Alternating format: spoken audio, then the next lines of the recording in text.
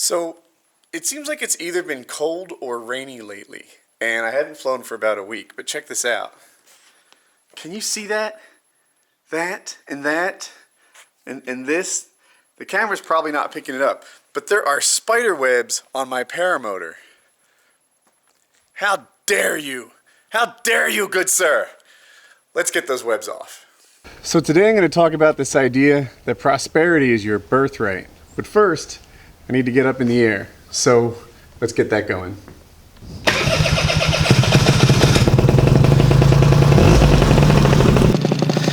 All right.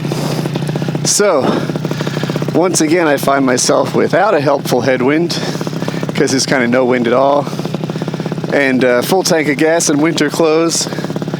But I launch like this so often, I should be getting good at it.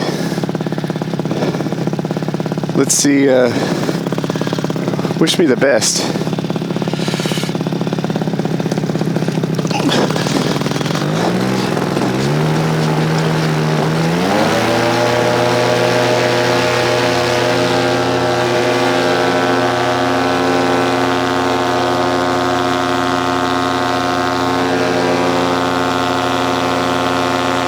All right, that's not bad at all.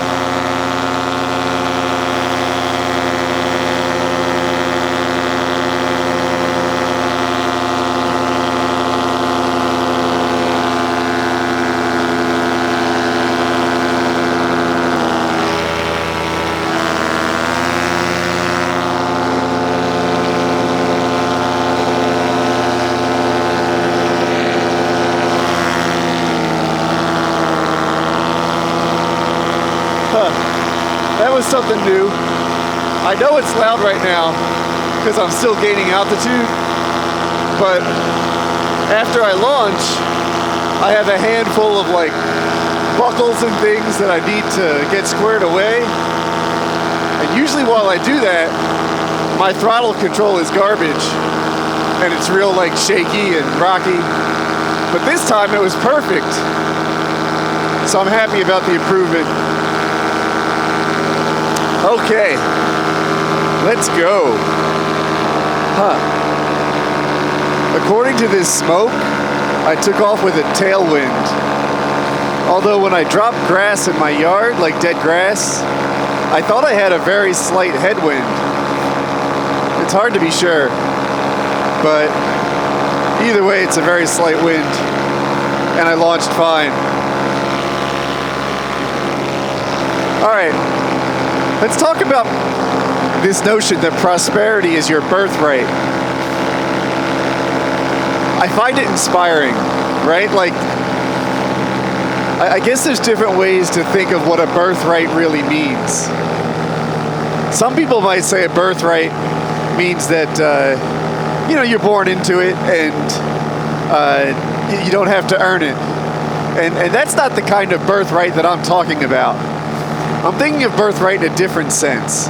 Like, prosperity is available to any man who goes out to take it. So, in the video where I first launched from my yard, I told the story of how the realtor who helped me find my first house, I was 26 years old. It was a while ago. 17 years, something like that. And the realtor was telling me about some of his other clients. And one of them wanted a yard big enough that he could launch his plane from. Now, I'll admit, this is not a private jet. But the idea of flying out of your yard, it registered in my head as, oh, well, that's for people who are better than me. You know, that's not for people like me. That's for the winners of this world. That's for guys who,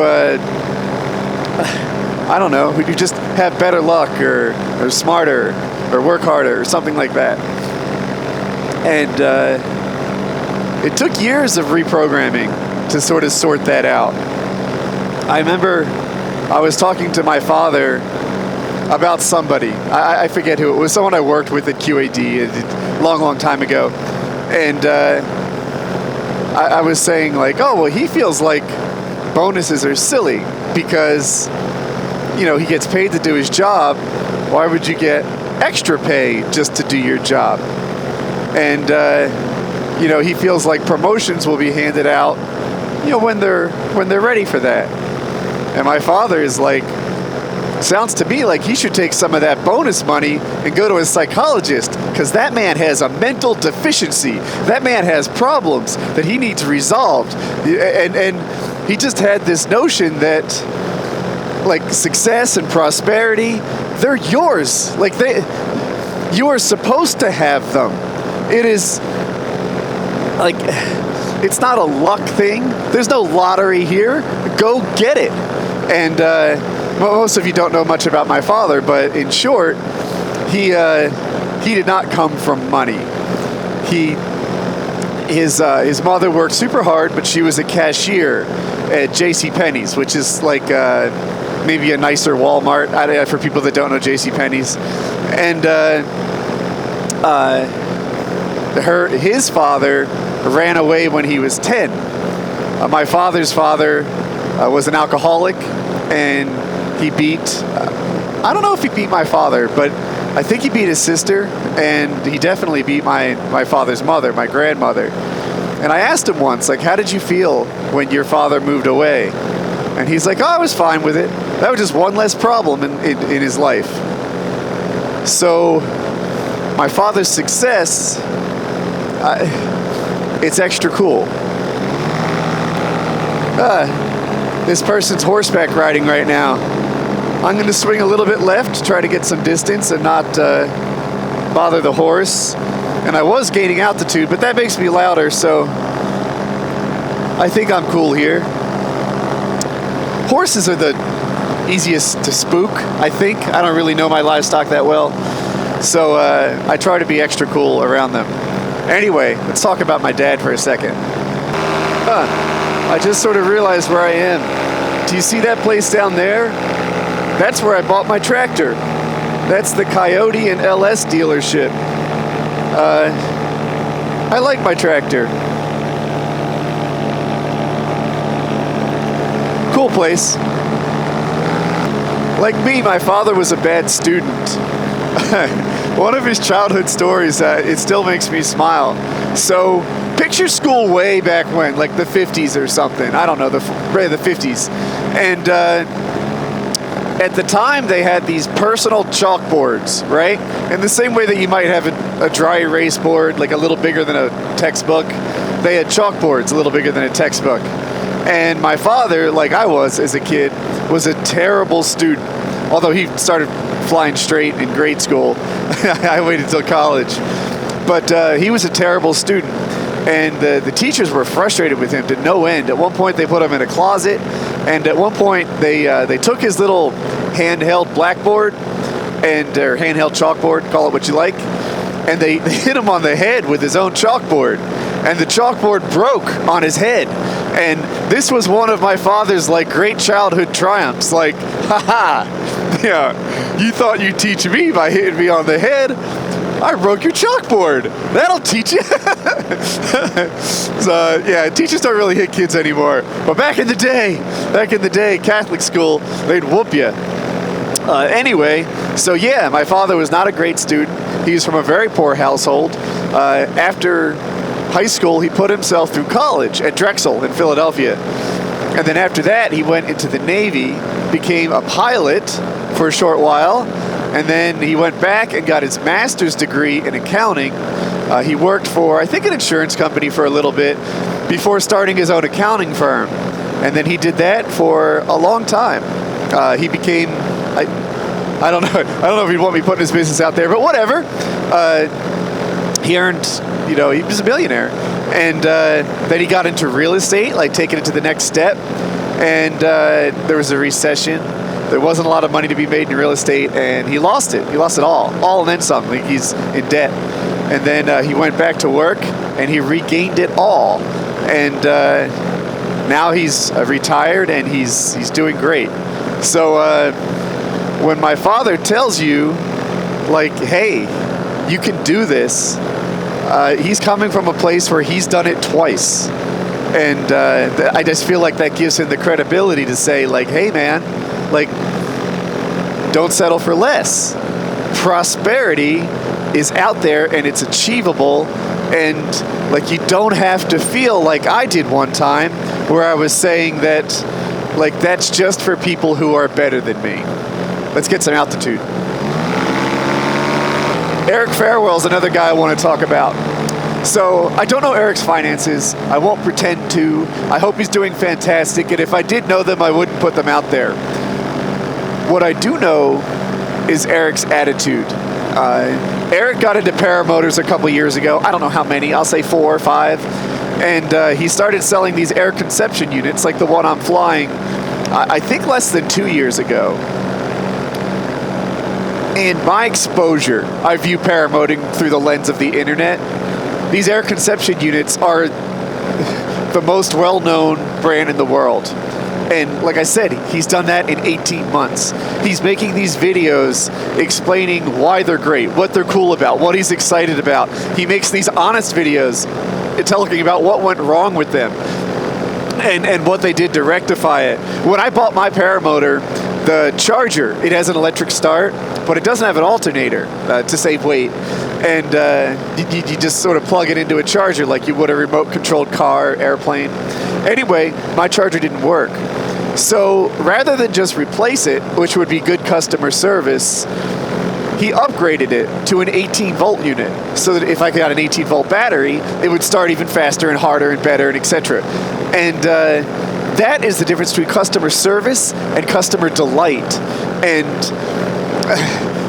I don't know, the way he's out there pushing his brand, delighting his customers, and you know, in my mind, growing the whole sport. I see him interact with people online saying, hey, I can help you with this. Hey, I can do that. I had a prop go bad. I had a bad landing. I've told you guys all about every bad landing I've had. I haven't hit any of them. Anyway, I had a prop go bad on my old unit, and my distributor was in Germany at the time, so I was just sort of going online trying to figure out how to get a new one. Eric saw me look for help, sourced a new one, and sold it to me. And like, I don't know, it just seemed like he was going above and beyond. I'm like, this is really amazing.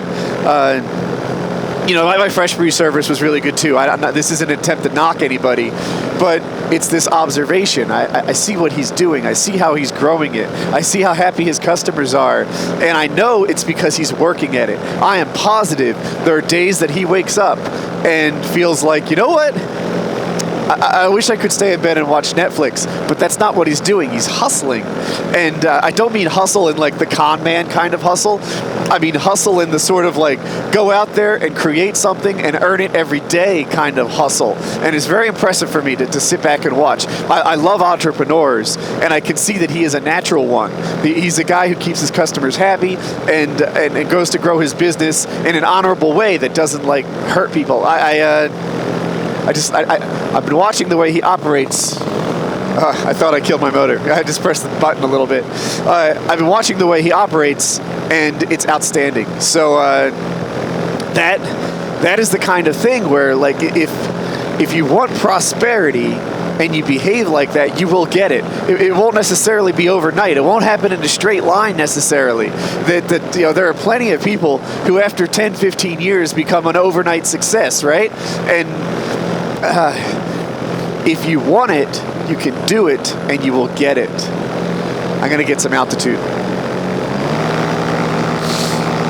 And the key to obtaining some kind of prosperity is to drive toward it.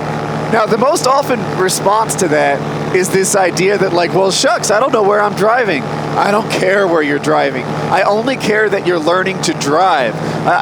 Like, the big deal to me is that you're looking to go somewhere. If you look to go somewhere, you'll get there, and you might change your mind and decide you want to go somewhere else. That's cool. I'm 100% cool with that. But what you're doing is you're wiring in some kind of work ethic.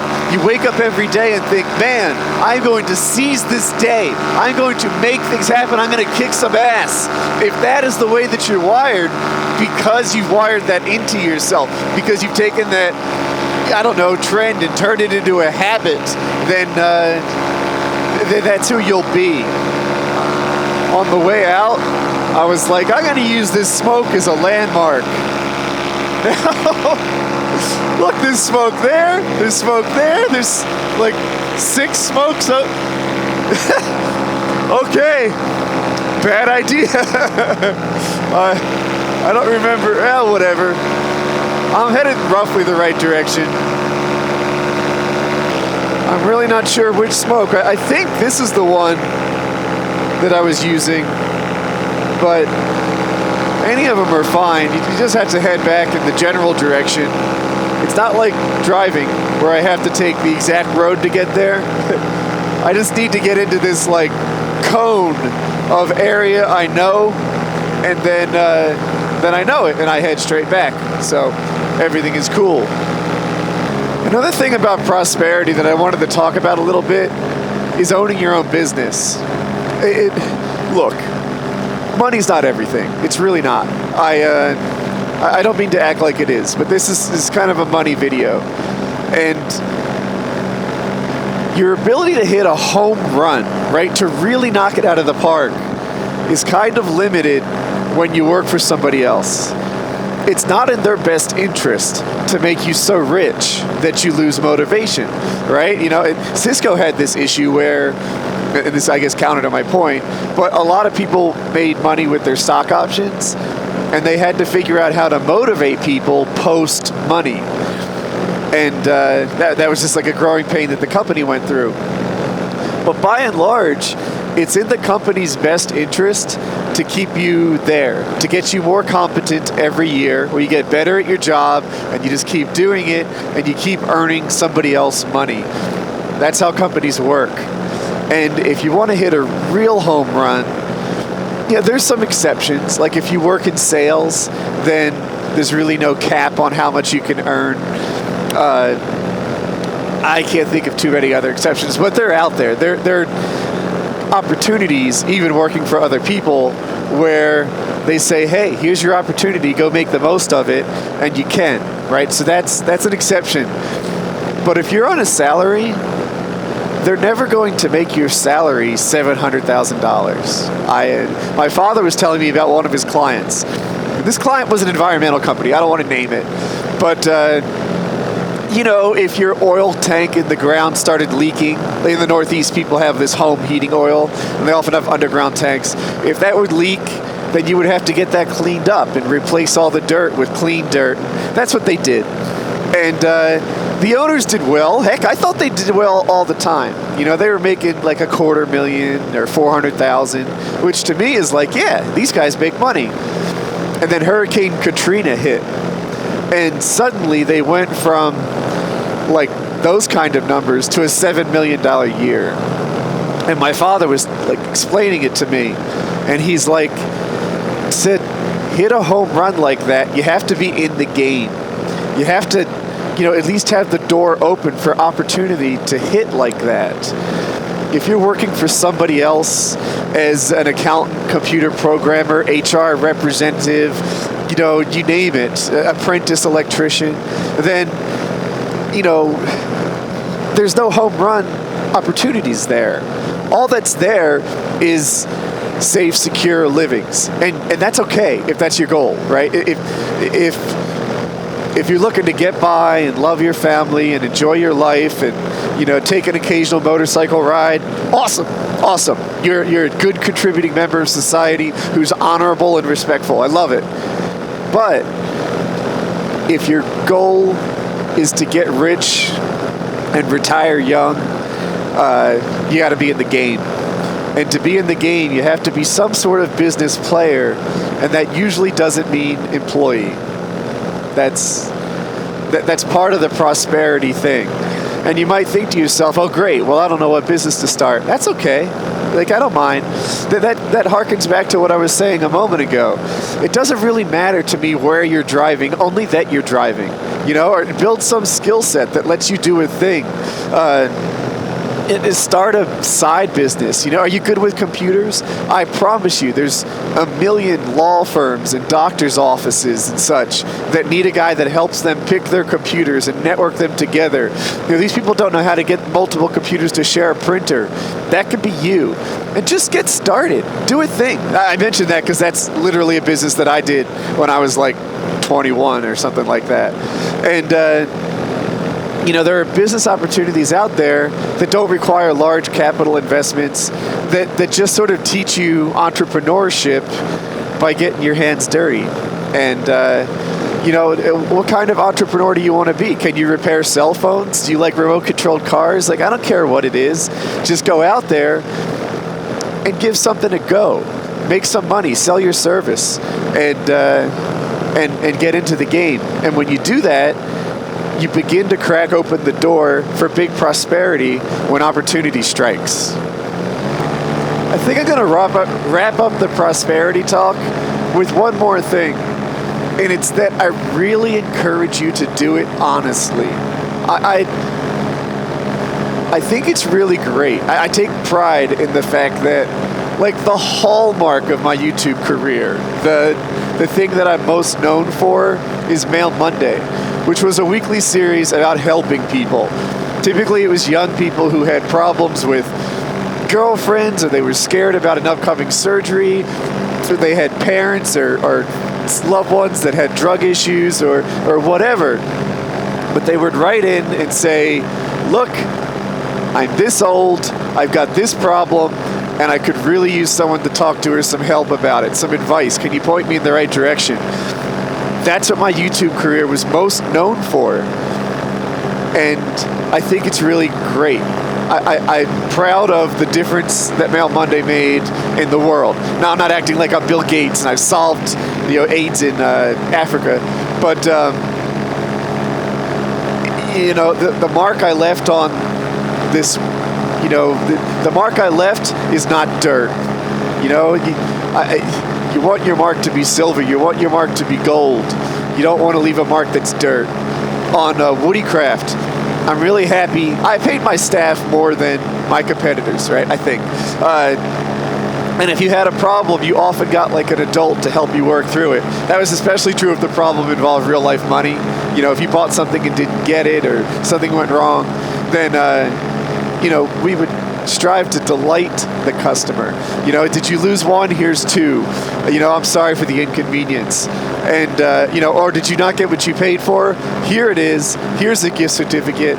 This was our fault, and we're apologizing for it. Like, I really like that that's the way we operated. If, well, shit, I'll throw stones at Keemstar. I don't care. If I had made my money by falsely accusing innocent people of being pedophiles, then I wouldn't feel good about myself. I'm here flying around. Look at that sunset. Like, I couldn't be happier right now. I'm really proud of where I am and how I got here. And when you do that for yourself, I want you to have that same feeling. I want you to think that, that you're really proud of how you got there, that you didn't screw somebody to get to where you desire to be. So yeah, those are my thoughts on prosperity. That is my house, and the sun is almost set.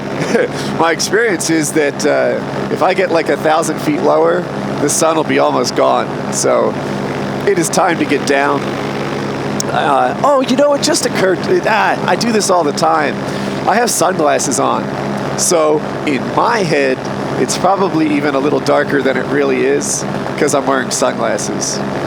But yeah, we'll come in, we'll take a peek at the windsocks, although I've been watching smoke all evening, so I have an idea where the wind's going. And we'll do a lap or two, and then we'll land and hopefully wrap up a freaking awesome flight. Man, I love this. I'm so happy. Like, when I fly in this thing, it's like life-changing. It's so, this is the coolest thing. I almost didn't fly today. I guess I just, I had an old teacher call it the Buddha. Forgive me for the false religious implications and all that nonsense, but you know what a Buddha looks like? He's a fat guy, he's sitting down. He would say, you got to kick the Buddha and get yourself and be active. And I'm glad I did that. I'm glad I was like, you know what? If I fly, I'll be glad that I did. And I got my butt up and talked to you guys and flew around, and this is, Yes, yes, yes. This was great. All right. I've got to adjust my harness a little bit, prepare for landing. Let's get these brakes in my hands. Everything is coming up Millhouse today.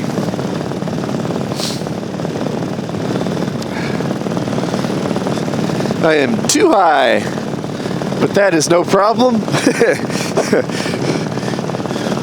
100% of paramotor pilots who've ever launched have made it back to the ground in one way or another. I expect this will be no exception. I always inspect my roof for like loose shingles and stuff when I take off and land. I don't see any trouble.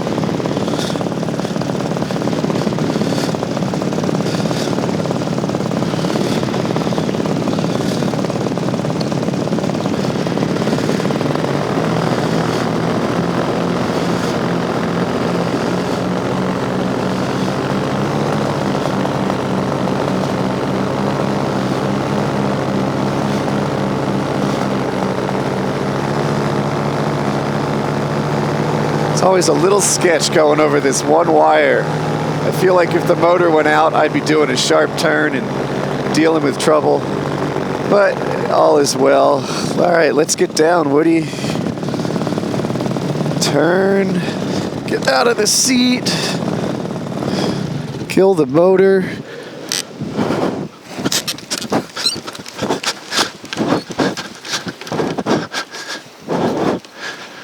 Perfect. Ah, that's even where I wanted my wing. Okay. I see some pilots land the wing behind themselves on the tail, but I talk to people and they say when there's no wind at all, that's just a tall order, and that putting it down on its side like that in totally nil wind is a good idea. So that's what I've been able to do, like, repeatedly, if that makes any sense. Like, I can do it every time I want it. You know, I can repeat it at will. And, well, there you have it. I hope you guys enjoyed the video. I hope the camera's still running. Have a good day. Cool. It's still running. Multi-million-dollar deals, got $1 million deal. When I was younger, I would wonder how $1 million feel. And for real, it feel like I ain't even broke a seal. Cause when you drop hits, they want you to pick up the bill. Now my life is in Maryland, my heart is in Chicago. New York state of mind, but out LA, man, that's where I go. When I need to lay this shit down, so much on my mind, that's the reason I'm spitting now.